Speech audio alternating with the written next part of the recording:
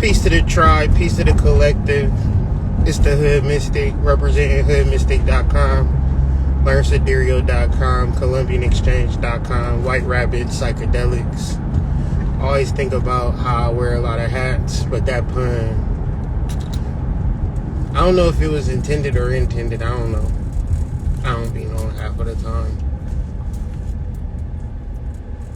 It's an interesting concept in reference to alpha male and beta male.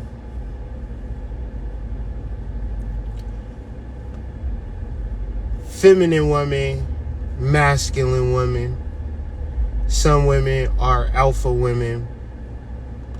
But I want to deal from a psychological, ignorant standpoint, which creates a mental disparity, which then creates emotional turmoil. Because the reality of some people is that they inside is not they outside. And it ain't like your inside is going to change the outside, but to bring an awareness to it. And sometimes it be degrees. Let me explain. Sometimes you can be a man on the inside and a woman on the outside. And you came down here to learn feminine energy. That's the reality. Sometimes you're a man on the inside and you're a woman on the outside, and you came down here to learn masculinity. Or if I said that twice in a row, the idea still stands. And if you can't get that basic understanding down, like that basic understanding, like every thought that you have is going to be fucked up. It's certain people, like it might be a lady who got a mustache, kind of manly in the face, manly in the body. If she trying to be a woman the whole entire time, she gonna be sad and depressed. She fucking, it's like putting lipstick on a gorilla. And it ain't no disrespect or no shade, because when she tap into her masculine energy, all of the sexy women is going to be attracted to her. Even deeper, when you a man and you a woman on it, like, let's be clear, the LGBTQ plus community and Pride Month, all of that shit wasn't a thing until white people came to the party. But prior to that, we all had gay uncles and gay cousins. And we knew when they was little kids that inside of them was a woman. And they external might have been a man. And they was gay as shit. And it wasn't no TV made them gay. It wasn't no, they had a mama and a daddy there. They have a brother that's masculine. And the other brother just gay as shit. And there's nothing wrong with that, because inside of that person is a woman. Some people is, and then it don't mean that you're gonna be homosexual because you have the insides of a woman and you gotta learn. It might mean that you heterosexual. It might mean that you homosexual. But the reality is, whatever decision that you do make, you understand your psychological disposition, whether it be feminine or masculine. Because if you in that space, if you a woman and you have a masculine disposition, you might as well get some gym shorts and some Jordans and get your fucking hair braided to the back. And be like, what up, ma? You'll get all of the hoes. Your life would be so motherfucking simple.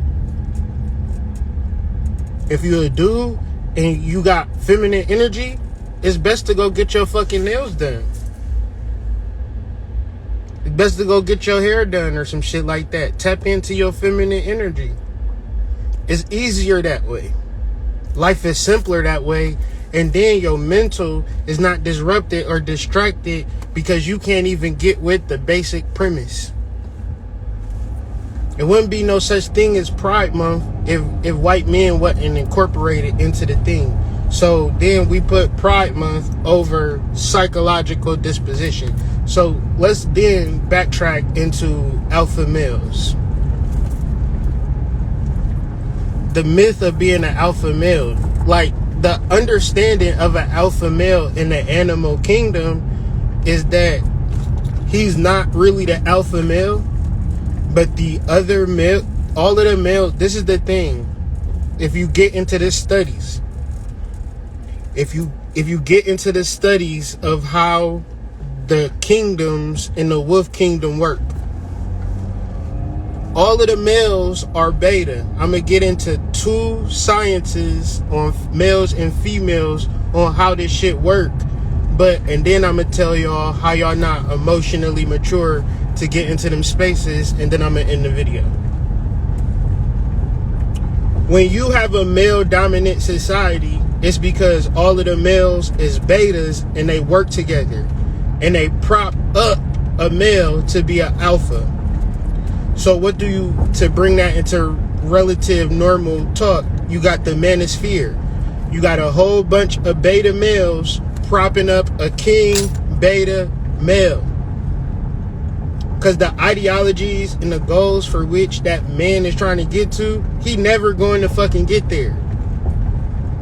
Niggas be like, well, you can get a surgery to get a big dick. You can work out. You can get muscles. And you could... No. We talking about intrinsic values that if you don't build up or have within yourself, you just not going to have. But then if you start looking at the animal kingdom, we'll say the wolf, he's the alpha male. No, that's a form of survival. Them dudes is working together. If he the alpha male, he can't fend off all of the male wolves. If he a gang leader, he can't fight off all of the gangsters in the neighborhood. The males have to come together. The beta males have to come together. A hierarchical structure for protection. Now let's flip it into observing gorillas. Now, you then hear how motherfuckers say it's the rise of the divine feminine.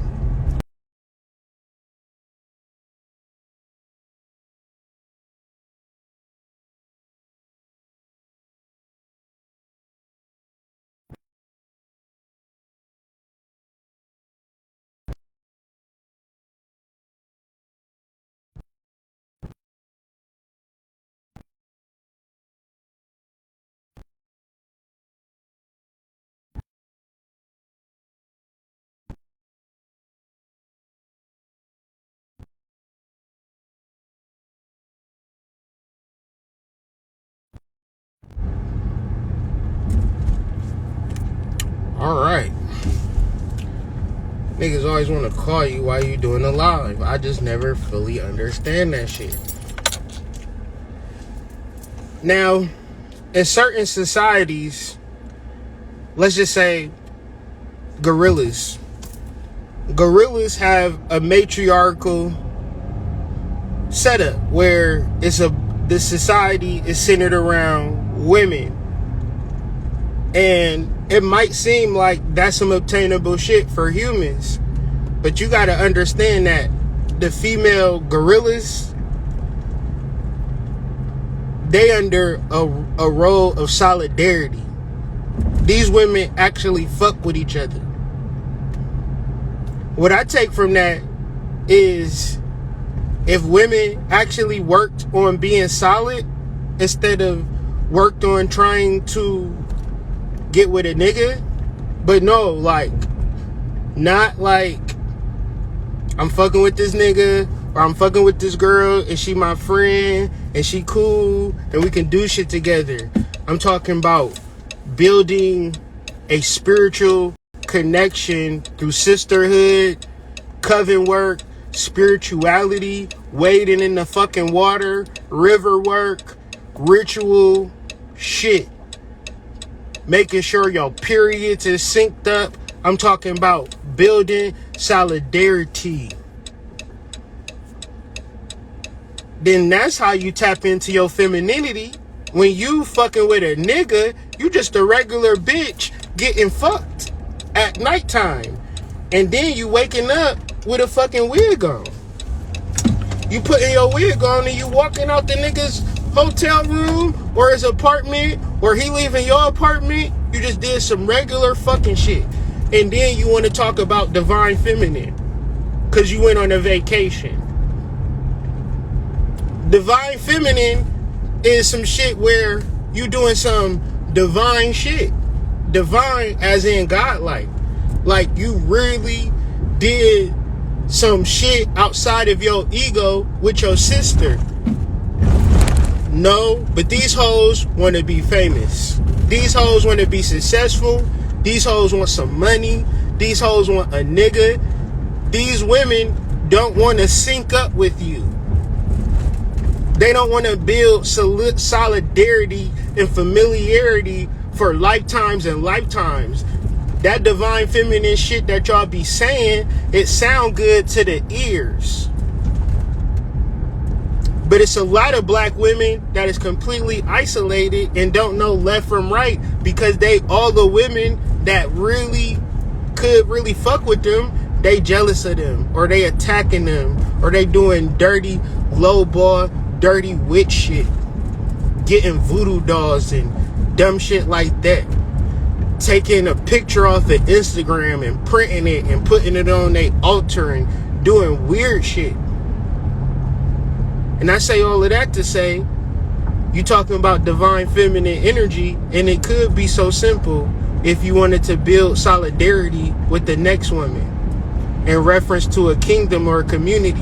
When you isolate yourself and you think the world is going one day come around and kiss your ass because you a divine feminine, you got a whole world of disappointments coming left or right.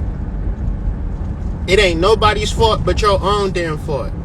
The whole world based upon community and working together. Somehow you thought that you was special. You thought you was above and beyond working with other people. And then you gonna find a man,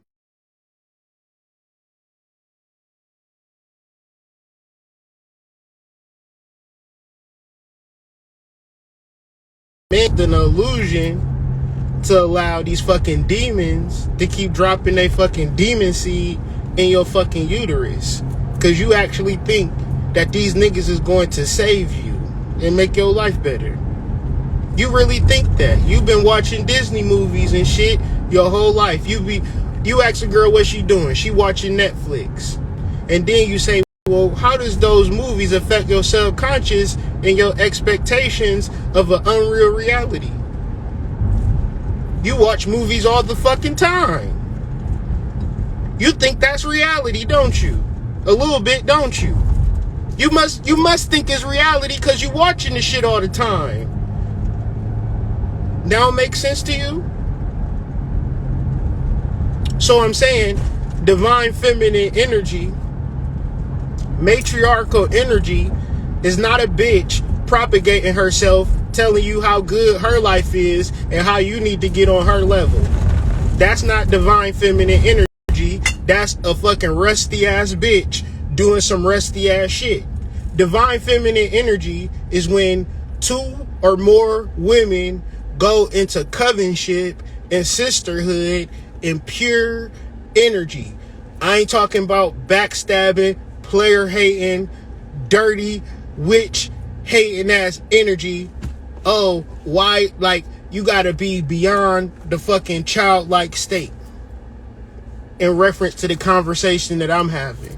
You gotta be a grown-ass motherfucking woman to have these types of conversations and to even have a reality check. Because if you ain't a grown-ass woman, you probably putting the blame off on somebody somewhere as to why you can't connect in your own coven. Which don't make no sense to me, but of course, this is the world that we live in.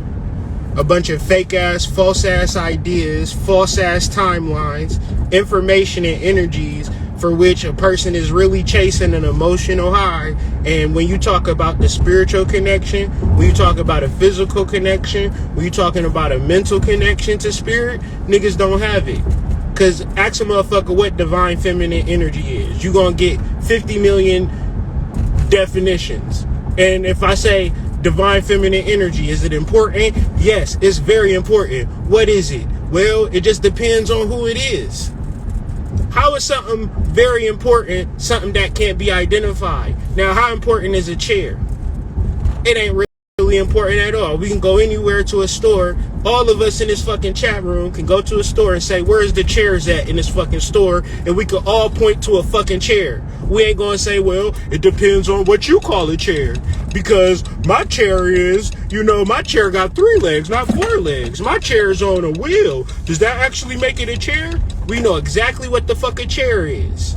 I'm saying that if you do not know what divine feminine energy is, you don't know what it is. Because you say the words. Because you have the intelligent understanding of it. And it sounds great. But you don't got no fucking sister to fucking rely on at the deepest spiritual level. But then you want to say you a divine feminine? But then you a divine feminine because you got a nigga? When these hoes out here with fucking 50-inch lace front wigs got niggas? And you telling me divine feminine and divine masculine when the world was created based on women coming together? Parthenogenesis? And I'm just saying that you haven't reached that level yet. And I'm presenting new information for your brain so you can actually begin to learn and develop the truth of what divine feminine energy is. And it's not you isolating yourself. Period. I'll see y'all later.